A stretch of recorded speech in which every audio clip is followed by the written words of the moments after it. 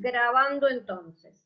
Habíamos quedado, acá tienen en pantalla lo que habíamos hablado hasta hace un ratito con respecto a la derivada de la función que tienen en pantalla.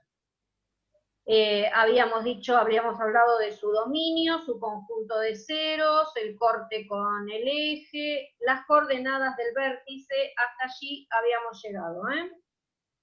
Luego, tenemos el gráfico de la función en pantalla, de la derivada, por supuesto. Volví a poner el conjunto de ceros, el corte, conjunto de positividad y negatividad, que ya creo que lo había dicho Agustina, me parece, el conjunto Flor, el conjunto de positividad y negatividad. Habíamos quedado en el vértice, que ese era el mínimo absoluto en este caso, y el vértice de la parábola me da la posibilidad de establecer cuál es el intervalo de crecimiento y decrecimiento de la derivada primera, y ahí lo tienen en pantalla, ¿no? La función esta entonces decrece hasta el x del vértice, es decir, hasta menos 10 tercios, y luego comienza a crecer desde menos 10 tercios en adelante, ¿no? ¿Hasta ahí vamos bien? Ese era el resumen de la derivada primera, el comportamiento de la derivada primera. Muy bien. ¿Qué nos sirve analizar todo esto de la derivada primera? ¿Qué información de la función obtienen con todo esto que saben de la derivada primera? El crecimiento y el decrecimiento, puede ser. Perfecto. ¿De qué? ¿De la función original? Sí, Bien. ¿Con qué coincide, Juan? con el conjunto de positividad y negatividad de De la la derivada. derivada primera, ¿verdad? Entonces, el conjunto de positividad y negatividad de la derivada primera coincide con los intervalos de crecimiento y decrecimiento de la función original. Por lo tanto, la función original va a crecer desde menos infinito a menos 4, unión menos 8 tercios a más infinito, y va a decrecer entre menos 4 y menos 8 tercios. Perfecto. ¿Qué otra cosa más interesante puedo obtener de la derivada primera? Pueden ser los máximos y los mínimos de la Candidatos, me gusta llamarlos a candidata. mí. Candidatos a extremos. En lugar de máximos y mínimos, por ahora son candidatos a extremos. ¿Y quiénes serían los candidatos a extremos? El conjunto de ceros de la derivada primera. Perfecto. El conjunto de ceros de la derivada primera representan los candidatos a extremos de la función original, que le vamos a denominar punto crítico. Entonces, el conjunto de puntos críticos de la función original coincide con el conjunto de ceros de la derivada primera. En este caso, menos 4, menos 8 tercios. Bien. Entonces, acá en pantalla tienen los posibles extremos, el conjunto de ceros de la derivada primera, forman los puntos críticos, y acá les aclaré, son posibles extremos, dependerá del análisis de crecimiento de la función que lo sean, ¿no? Y acá les copié, porque esto después va a ir para que ustedes corrijan sus ejercicios, acá les copié el fundamento teórico que muy bien lo comentó Juan. Si la derivada primera tiene un conjunto de positividad, la función es creciente en ese intervalo, y si la derivada primera tiene un conjunto de negatividad, la función es decreciente en ese intervalo. Muy bien. ¿Cómo armaron esto? Es decir, ¿lo escribieron? ¿Armaron una tablita? ¿Qué es lo que hicieron?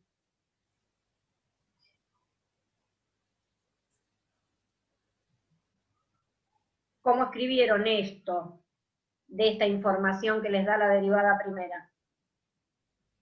¿Resumieron la información en Yo lo una escribí como, tabla o no? No, yo lo escribí con mis palabras, me falta la Vos lo simbología. escribiste con tus palabras, perfecto. ¿El resto? Yo hice lo mismo que Juan, profe. Escribí con mis palabras, pero también me falta la otra parte simbólica. Está bien, yo acá obviamente en la diapositiva les aclaro cuál es el basamento teórico en el que ustedes se manejan para decir el conjunto de positividad de la derivada, la función es creciente, en el de negatividad es decreciente, ¿no? Así que les copié, digamos, el sustento teórico que tienen en el texto. Muy bien. Yo generalmente recomiendo hacer una tablita. Profe, ¿me escucha? Sí, te escucho, Juan Pablo. Ah, porque estaba con un auricular y y yo hablaba y no me escuchaba. Ah, No, no, yo hice la ahí no. tablita. ¿Vos hiciste la tablita? Sí. Perfecto. La tablita, la verdad, orienta bastante bien, te permite tener una visión, un panorama, ahí la tienen en pantalla. Yo generalmente recomiendo hacer una tablita donde ponen en la primera columna los intervalos, en la segunda columna la derivada primera de la función y en la tercera columna la función original, Sí. la que quiero analizar, ¿no? Los intervalos, miren que acá van a recibir en rojo esto, cuando yo escribo algo en rojo en el PowerPoint es porque le tienen que prestar mucha atención. Tengan en cuenta que los intervalos los determinan los puntos críticos. Por lo tanto, mientras más puntos críticos tenga la función, mayor cantidad de intervalos van a tener. Así que los intervalos obviamente se piensan desde menos infinito a más infinito y cortados por los puntos críticos, es decir, por el conjunto de ceros de la derivada primera. Así que en este caso, debido a que la derivada primera tiene dos raíces nada más, hay dos candidatos a puntos críticos nada más, el -4 y el -8/3, eso genera tres intervalos. En esos tres intervalos, que son en definitiva los tres intervalos que vienen del conjunto de positividad y negatividad de la derivada primera, ¿no? Que ustedes ya los habían dicho, los habían comentado. Volvemos arriba para que los miren, pero vean que entre el conjunto de positividad y negatividad de la derivada primera hay tres intervalos. Dos le corresponden a positividad y uno a negatividad. Por ende, en la tablita voy a tener que tener esa misma cantidad de intervalos. Es decir, es organizar en una tabla todo lo que hice anteriormente. ¿Está? Lo bueno de armar una tablita así es que donde hay un cambio de crecimiento, ustedes pueden observar la existencia ya de un máximo o de un mínimo relativo. ¿Por qué le pongo la palabra relativo? Porque lo estoy analizando dentro de un intervalo, no lo estoy analizando a lo largo de todo el dominio de la función, ¿eh? Así que por eso le pongo la palabra relativo, que quede claro. Bien, entonces, teniendo en cuenta esos tres intervalos que ya venían del conjunto de positividad y negatividad de la derivada primera, debido al corolario del teorema de Bolzano, si yo tengo un intervalo, cuidado no el que incluye al menos infinito, ¿no? Pero si tuviese dentro de ese menos infinito, -4, un intervalo finito, y pongo un valor numérico dentro de ese intervalo finito, si la imagen da mayor que 0, va a ser mayor que 0 a lo largo de todo el intervalo. ¿Está? Por ende, puedo elegir un valor cualquiera dentro de este intervalo. Yo elegí el -5 porque se me ocurrió. Podrían haber elegido cualquier valor. Reemplazarlo en la derivada primera y verificar que realmente tiene un conjunto de positividad, ¿no? Entonces la función es creciente. En definitiva, es como armar un resumen de todo lo que vimos anteriormente. Vuelvo a repetir. Lo mismo hago con el segundo intervalo, me da un conjunto de negatividad, por lo tanto la función es decreciente. Y en el tercer intervalo vuelvo a tomar otro número, me da mayor que 0, la función es creciente. donde hay un cambio de crecimiento, se produce el máximo o el mínimo. Ahí ya dejan de ser extremos para pasar a ser máximo o mínimo, de acuerdo a cómo va creciendo. Si la función pasa de creciente a decreciente, estoy en máximo. Y si viene de decreciente a creciente, hay un mínimo. ¿Se entiende esto? Esto estaba en la clase que yo expliqué, ¿eh? Sí. Yo Sí, sí. profe. ¿Sí? Perfecto. No es obligación hacer la tabla, aclaro. Yo siempre recomiendo, inclusive en las clases presenciales, armar esta tablita porque es una visión rápida, digamos, de todo lo que analizaste con la derivada primera. Tuviste en cuenta el conjunto de ceros de la derivada primera y tuviste en cuenta el conjunto de positividad y negatividad de la derivada primera, para poder analizar el crecimiento de la original y los posibles máximos y mínimos que puede llegar a presentar. Es un resumen, digamos, por así llamarlo. Sí. ¿Quién quiere decir algo? No, yo no. Bien. Bueno, acá como siempre yo les anoto el fundamento.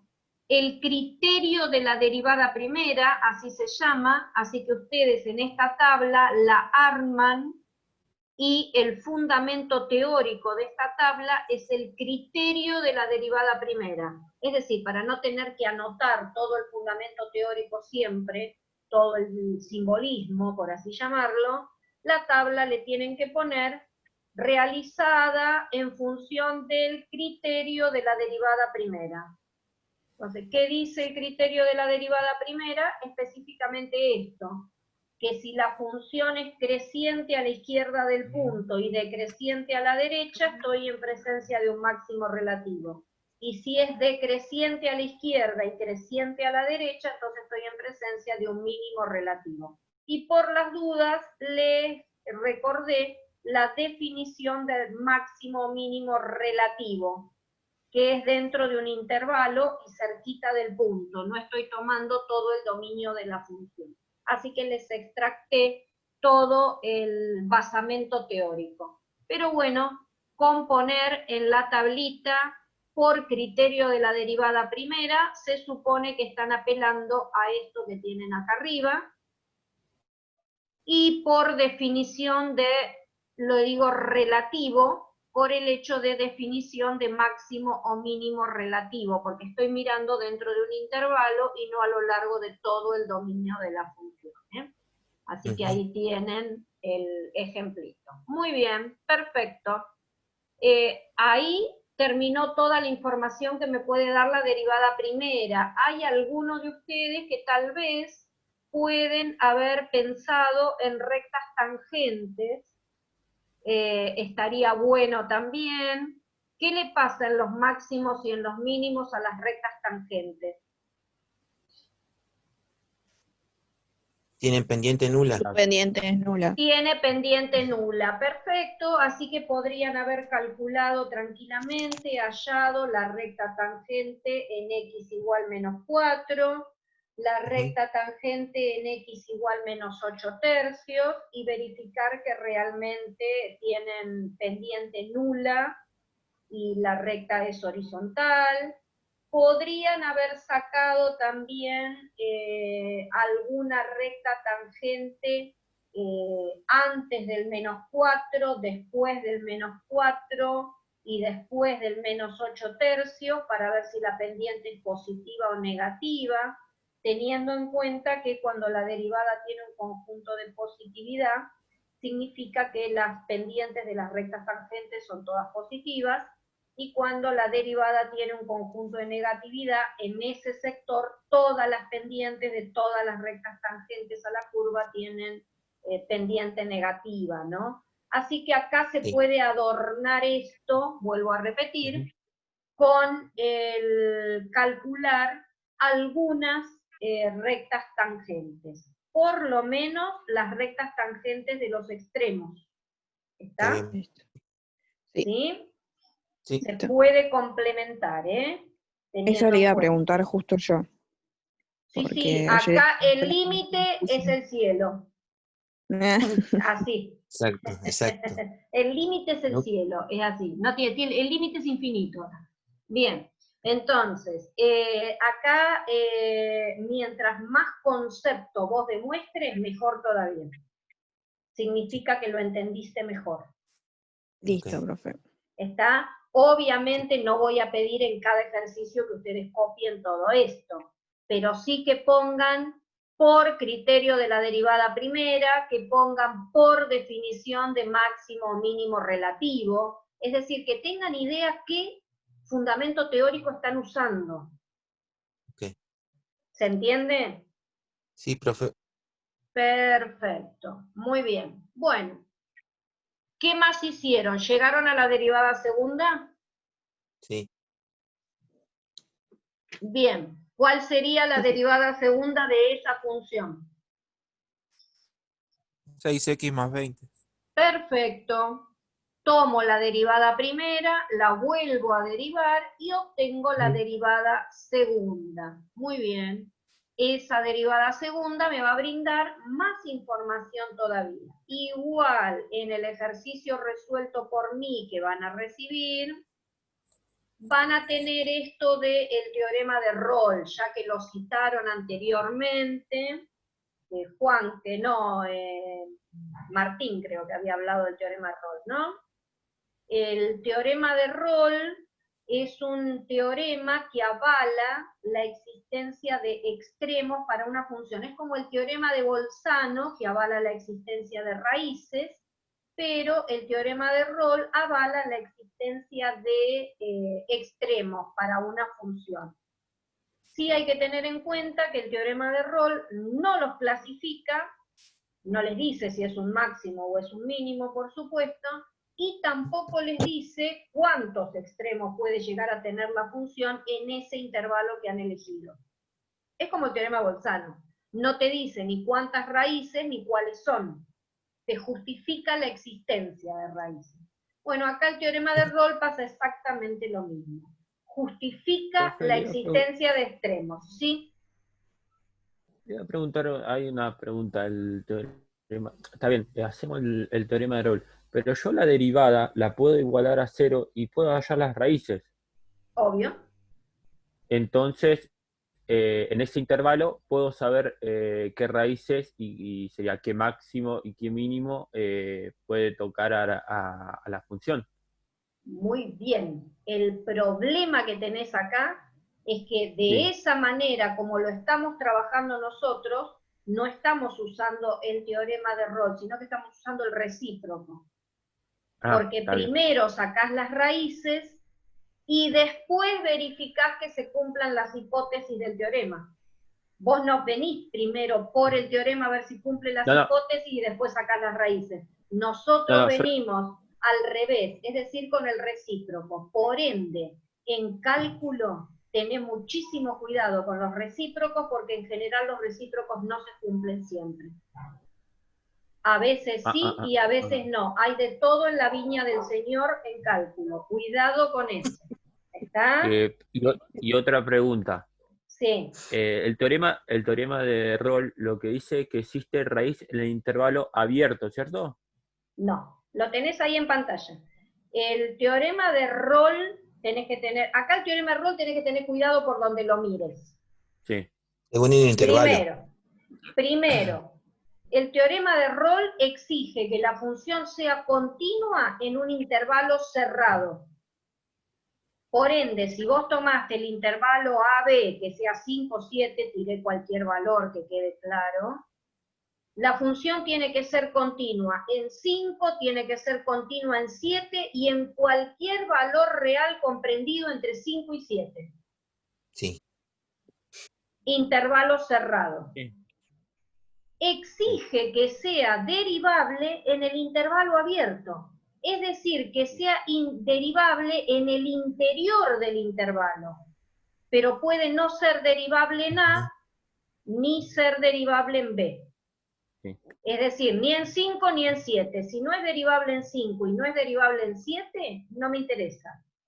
tiene que ser derivable en cualquier valor real que esté comprendido entre 5 y 7. Así que la derivabilidad es el Profe. intervalo abierto. Sí. La pregunta del millón es ¿por qué? Sí. Profe, ¿Sí? usted Dale. cuando dice entre que no tenga el valor 0, ¿no? ¿Cómo que no tenga el valor 0? ¿Cómo? Cuando sea derivable, que no sea nula. No. Yo acá estoy hablando de intervalo primero. No hablé en ningún momento de ese valor C que anula la derivada primera. Ah, ok. Yo dije, el Ejemplo, teorema, profe. si lo leo como viene, primero el teorema, la primera hipótesis me dice que tiene que ser la función continua en un intervalo cerrado que yo elija. Ujú. O que me den para analizar, depende, ¿no? Está bien, sí, ya entendí. Que Profe, sea derivable, pero en el intervalo abierto. Es decir, exige que sea continua en A y continua en B, pero no exige que sea derivable en A y derivable en B. Sí que sea derivable en cualquier valor real comprendido entre A y B. Sí. Está bien. profe, ¿sería un ejemplo la asíntota vertical en la parte de derivabilidad? Claro, la asíntota vertical no es derivable. Igual la asíntota vertical no puede formar parte del intervalo jamás porque no Continua. pertenece al dominio Por de eso. la función. Y a vos te exige que sea Ujú. continua en AB. Ujú. Así que ahí te Claro. tiré abajo a la miércoles la asíntota vertical. Sí, Así ya. que vos fijate, claro, tiene que ser Abajo de continua, una. claro, así de una, le Sí, sí, corté sí. las piernas ahí nomás, listo, ya está, no se puede. Asíntota vertical no la toques porque esa es complicada por donde la mires. Así que en la asíntota vertical la función no cumple, ahora fuera de broma, con la continuidad. bien. Sí, perfecto. ¿Está? Así que Sí. asíntota vertical no puede existir ni en A ni en B, porque el teorema exige que en A y en B sea continua la función. Ujú. ¿Está? Sí. Bien. Derivable, vuelvo otra vez a lo mismo, en cualquier valor real comprendido entre A y B, pero no le interesa al teorema si es derivable justo en A o si es derivable justo en B. Por eso te pone intervalo abierto. La cuestión es meterse dentro de la mente del señor Roll y pensar por qué lo puso así. Bien, aclaro que los teoremas en matemáticas llevan el nombre de un apellido de un determinado matemático generalmente para identificarlo. Pero la elaboración del teorema se hace por la comunidad matemática. O sea que no solamente Roll fue el que creó este teorema, acá está metido Bolzano, está metido todo. Pero bueno, se le da el nombre general del último que lo trabajó, o el que más lo trabajó, o el que hizo un descubrimiento importante dentro de ese teorema, pero venía siendo trabajado por la comunidad matemática. Claro. Bueno, tal que f de A sea igual a f de B. Es decir, este teorema tiene una tercera condición y te dice que tiene que existir la imagen del valor A y la imagen del valor B, es decir, las imágenes de los extremos del intervalo. Eso tiene que ver con que la función sea continua, ¿no? Sí. Ahí es donde volvemos a tirar abajo la asíntota vertical, ¿verdad? Es decir, si en A o en B tiene una asíntota vertical, no es continua, por ende, difícilmente vayas a encontrar una imagen de A o una imagen de B. ¿Está? Sí, Bien. Si se cumplen esas tres condiciones, entonces existe un C, y acá está la justificación de por qué el intervalo abierto en derivable. Miren que el C pertenece al intervalo AB abierto. ¿Qué quiere decir el teorema con eso? C pertenece al intervalo abierto AB. ¿Qué significa? C, ¿qué valores puede tomar? Cero. Va a No, cero, si cero cae dentro del intervalo, sí, pero déjeme el cero. ¿Quién es el que está con cero? Juan. No sé qué. Perdón. Juan Pablo, ¿es vos el que está, dale con el cero? Sí. No, Perdón. puede que sí, como puede que no, se levantó con el cero hoy a la mañana. No. Ya me Yo creo puso que va a mejor. existir una raíz entre medio de A y B, de intervalo Muy AB. bien, Martín, A- va a abierto. existir una raíz de la derivada primera, por lo menos una raíz, no sabemos cuántas, puede haber más, por lo menos una raíz dentro del intervalo AB, pero fíjate lo que pone el tipo acá. Esa raíz tiene que estar entre A y B, no puede coincidir ni con A Y con B. ni con B. Y con A. Ujú. Ujú. Porque al ponerte que C pertenece al intervalo AB abierto, está aclarando que C no puede coincidir con A y no puede coincidir con B. Por eso la función no exige que sea derivable en A y B, porque la tesis del teorema dice que tiene que existir la derivada de ese C, y la derivada de ese C ahí sí tiene que dar cero. Ahí Sí, tenés. perdón, me adelanto. Claro. La derivada de ese valor C tiene que dar cero, es decir, tiene que ser una raíz de la derivada primera, hablando en criollo, así. Pero Ujú. fíjate que lo que dice el teorema es que ese C no puede coincidir ni con A ni con B, tiene que ser cualquier valor intermedio que haya ahí, cualquier valor real entre A y entre B, cualquiera. ¿Está? Pero que no sea justo A o justo B. ¿Por qué? Porque no se daría la tercera condición. F de A y F de B, si es raíz de la derivada primera, darían cero. Ahí donde está el cero, quispe. Ahí donde está el cero. Entonces, no se cumpliría la tercera condición del teorema. Exacto. ¿Está? Entonces, Profe, en criollo, perdón, el teorema que dice, busca un intervalo o te dan un intervalo para analizar. Bueno, fíjate que la función sea continua en todo el intervalo, incluyendo en A y en B. Fíjate que sea derivable en AB abierto.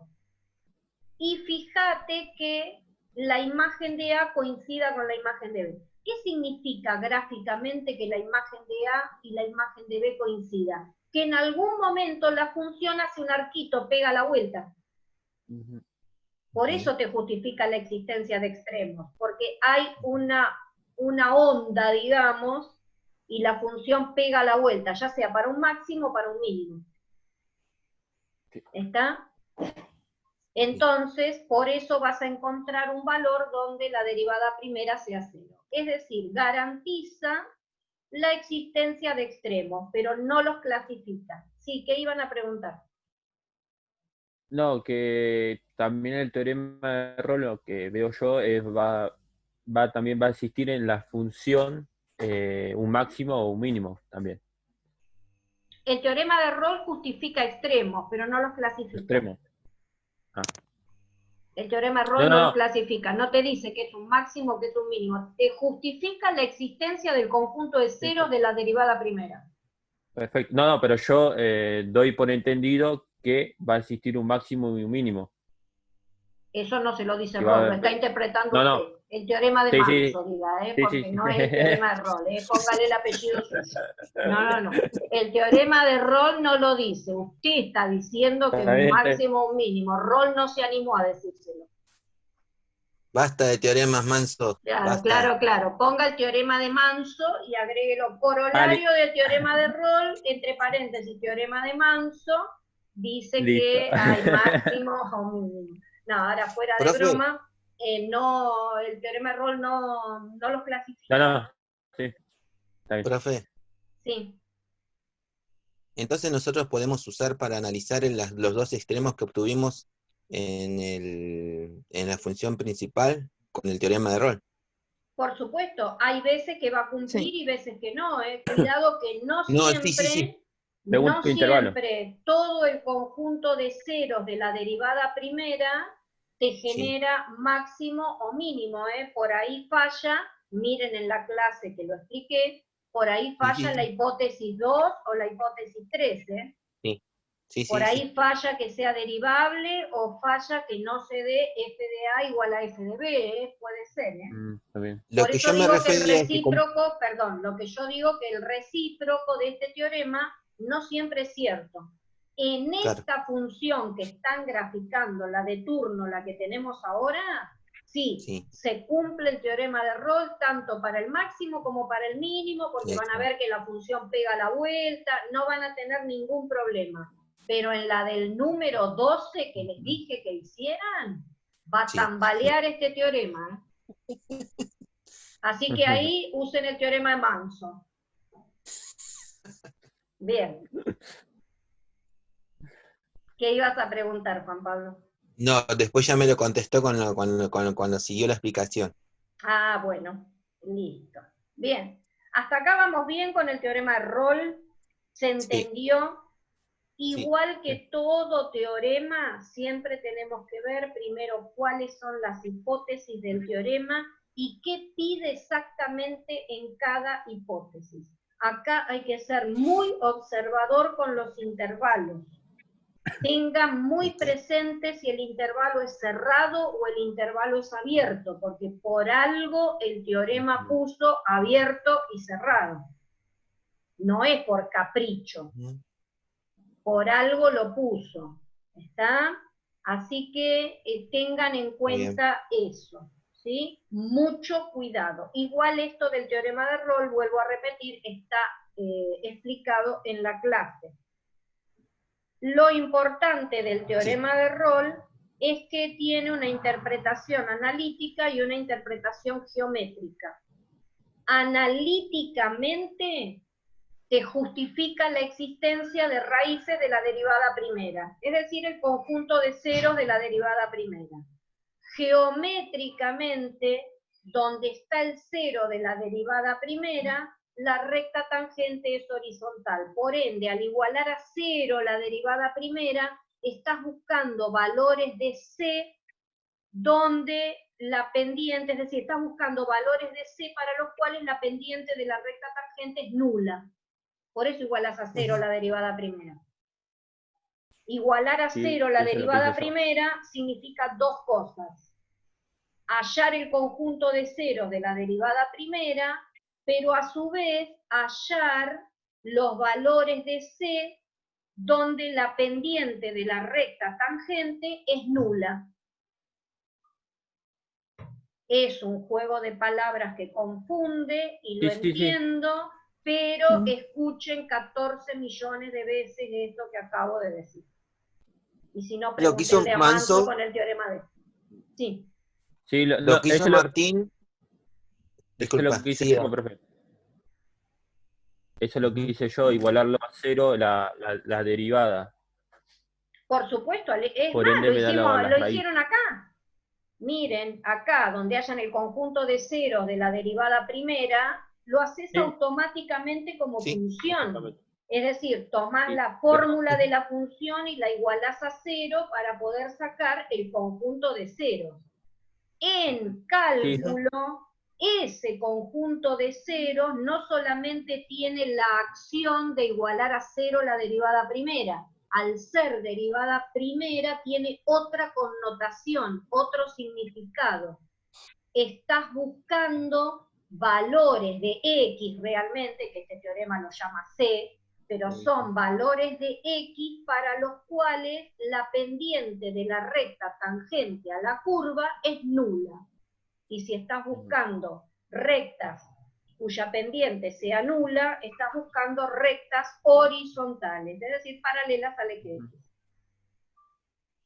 Sí, igual, bueno, no sé si se va a cortar, pero yo lo que tomé es el punto, en el punto 1, tomé -4 y -2, intervalo cerrado. Por ende, cuando igualo a 0, me da menos... ¿-4 y -2 para el teorema de Rolle? Sí. No, porque ende, una de las raíces es -4, que coincidiría con uno de los extremos del intervalo. No cumple el teorema de Rolle. Pero por eso, no cumple en menos 4, Claro. pero cumple la parte de menos 8 sobre 3. Ah, o sea, vos tomaste Porque es abierto. no, igual no cumple. Porque justo en menos ¿Tampoco? 4 y no, porque justo Sí. en menos 4 No, en menos 4. Sí, en menos 4 no cumple. Eso sí, no. estoy de acuerdo. No, pero si vos tomás el intervalo AB tuyo, es de menos 4 Sí. ¿a cuánto? Menos 2. A menos 2. A menos 2. Sí. Y la raíz está en menos 8 tercios, ¿no? Ujú. Sí. De la derivada primera estoy hablando, ¿no? Sí. Sí. O sea que una raíz de la derivada primera cae dentro de ese intervalo. Sí. Y la Entre otra menos no. 4 y no, menos porque 2. Claro, pero fíjate. En menos 4 y menos 2 la función es continua. Perfecto, no hay ningún problema. ¿Es derivable en Sí. menos 4 y menos 2? Sí, no hay ningún problema. F de A es igual a F de B. F de menos 4 es 0. ¿Y F de menos 2 Sí. cuánto te da? 0. Y también. ¿Seguro que Cero. F de menos 2 le da 0?